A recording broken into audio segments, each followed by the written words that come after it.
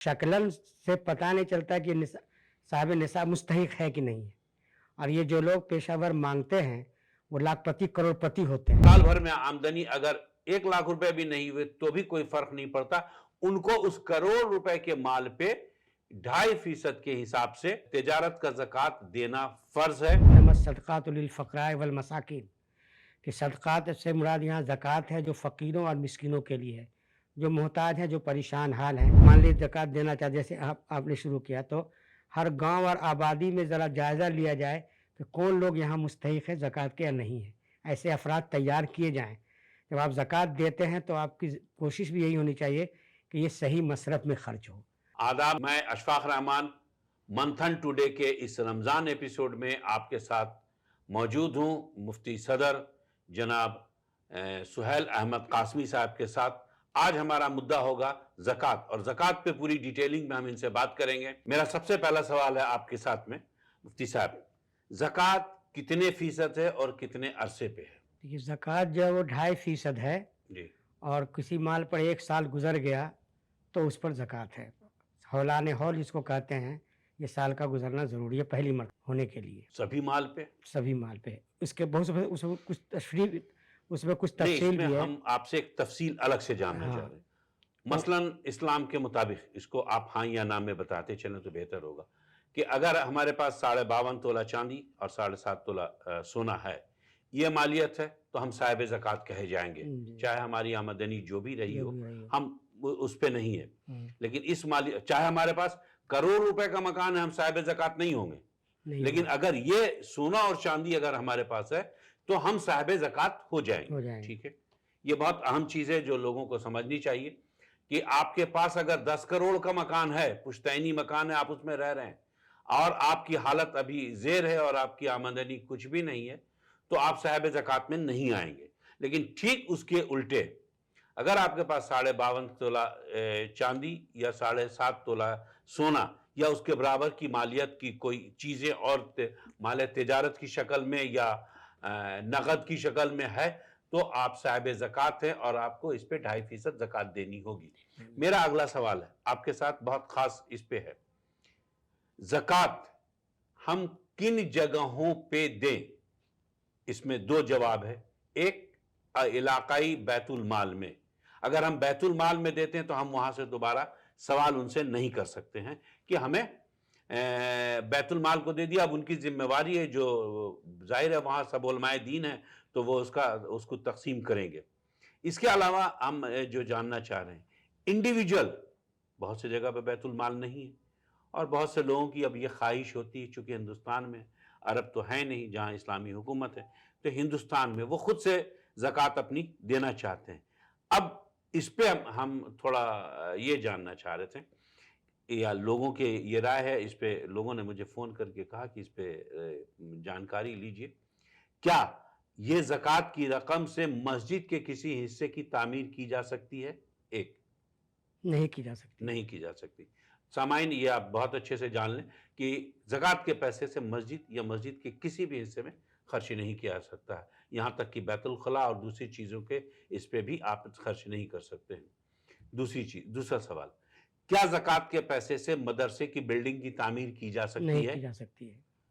सामाइन ये भी जवाब साफ है कि किसी भी हालत में मदरसे के तामीर पे ज़कात की रकम खर्च नहीं की जा सकती है। अब इसके अलावा हम जो जानना चाह रहे हैं, तो फिर ज़कात की रकम किन किन लोगों को देना सही है और कौन कौन से लोग इसके हकदार हैं, इस पे आप रोशनी डालिए।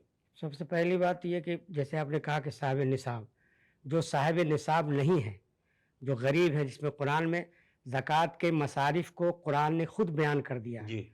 और अल्लाह के रसूल ने कहा कि इसमें किसी को रद्द बदल करने का कोई हक नहीं है। जी। मिन नस्से क़तई से साबित है, कोई रसूल और पैगंबर भी इसको नहीं बदल सकता है। बेशक। उसमें चंद मसारिफ है जो आजकल मौजूद हैं, बाकी 2-3 मसरफ़ हैं जो नहीं मौजूद है। एक मसरफ़ तो यह है कि सबसे पहला लफ्ज़ है कि इन्नमा सदक़ातु लिल फ़क़राए वल मसाकीन, कि सदक़ात से मुराद यहाँ ज़कात है जो फ़कीरों और मिस्किनों के लिए है, जो मोहताज हैं, जो परेशान हाल हैं और असलन उनके पास किसी भी नौयत से, मतलब 7.5 तोला सोना या 52.5 तोला चांदी नहीं है, और आज के दौर के हिसाब से 7.5 तोला सोना का 87 ग्राम के आसपास होता है और 52.5 तोला चांदी का 612 ग्राम और 360 मिलीग्राम के आसपास जी होता है। जी जी ये चीज़ें मालियत उसके पास मौजूद है, और अगर मौजूद नहीं है, मेहनत करता है, मजदूरी करता है, रोज़ कमाता है, खाता है, चाहे उसके पास घर कैसा भी रहने का हो, वो ज़कात का मुस्तहिक है, जी, वैसा मुस्तहिक वो है। मुस्तहिक है। इसी तरह आपने एक दिन और कहा था, मैंने कहा भी था कि मान लीजिए जैसे बहुत से लोगों का रुझान ये है कि अगर कोई ज़रूरतमंद गैर साहिब निसाब सैयद लोग हैं, तो उनको ज़कात देना जायज़ है कि नहीं है। मैंने आपको बताया था कि उनको भी ज़कात देना जायज़ व जी, दुरुस्त है। ये इसमें है कि साहब सादात या किसी भी इस पे वो जो भी साहिब निसाब अगर उसका नहीं, रिश्तेदार है तो वो देना जायज़ देना होता दे सकता है। है। जी, चलिए, हो गया। इसके अलावा अब आप मुझे ये बताइए कि ज़कात का सही हकदार आपकी नज़र में रिश्तेदार, पड़ोसी, फ़कीर, क्योंकि फ़कीरों की शक्ल 1400 साल पहले जो थी और आज जो है इसमें फ़र्क है। आज जो पेशेवर फ़कीर हैं, आप उनको देखिएगा कि वो रिक्शे पे माइक लेके चलते हैं। चलते हैं। जी, रिक्शे वाले का रोज़ाना जो खर्च है वो 500 रुपया है, ठीक है? और जो माइक है उसका 1000 से 1200 रुपया खर्च है, मतलब 2000 रुपया उनका उस भीख मांगने की शक्ल में है। और उनकी जो आमदनी है वो यकीनन बहुत बड़ी होगी, जो आम तौर से 10,000, 20,000, 25,000 तनख्वाह कमाने वाले से बहुत ऊपर की होगी, उससे ज़्यादा तो उसका रोज़मर्रे का खर्च है।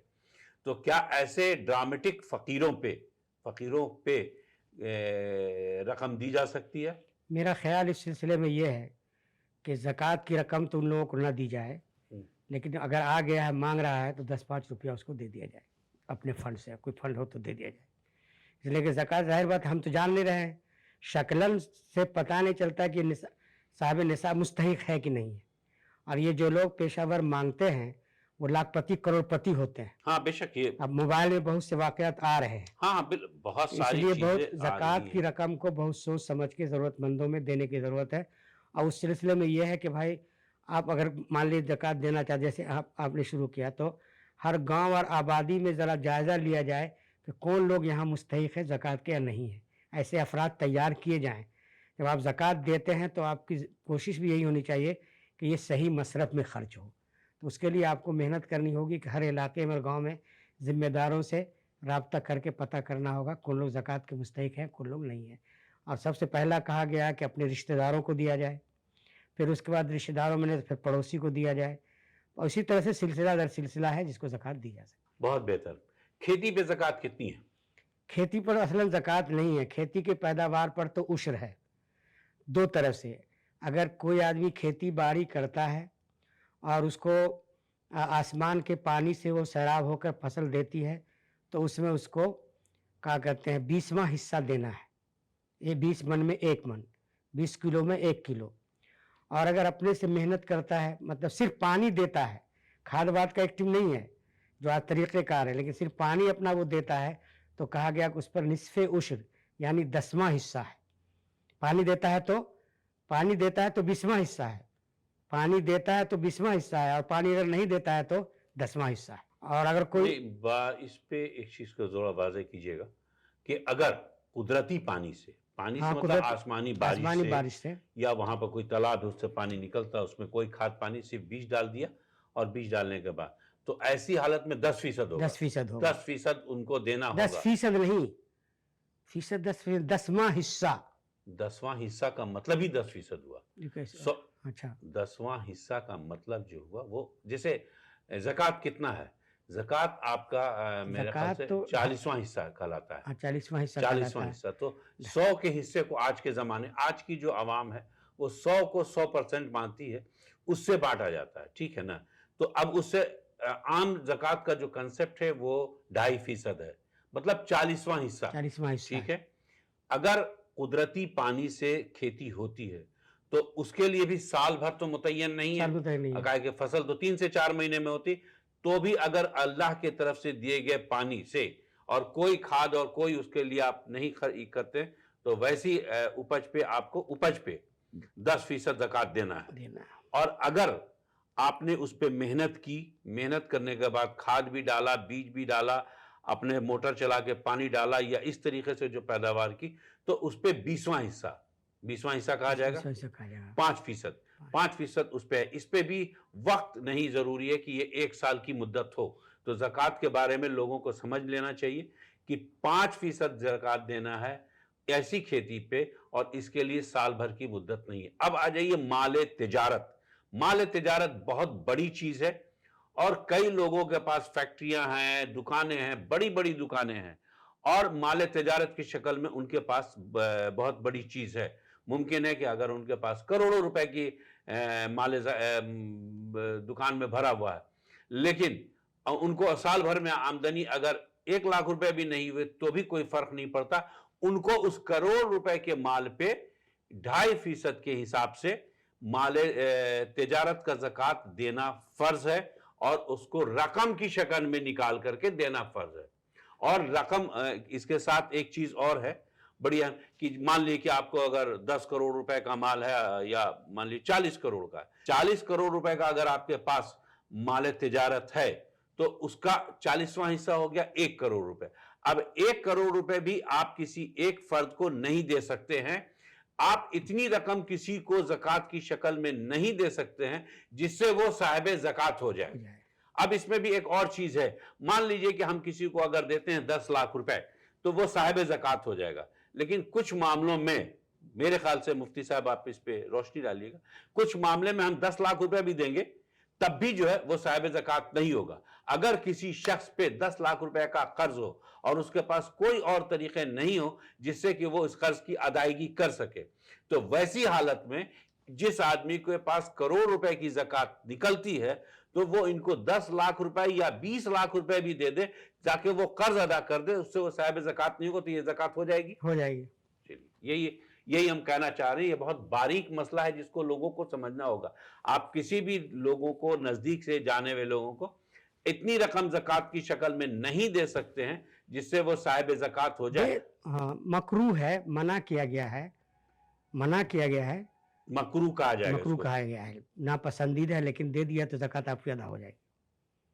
अगर वो साहिब ज़कात हो जाए तब भी ज़कात अदा हो जाएगी।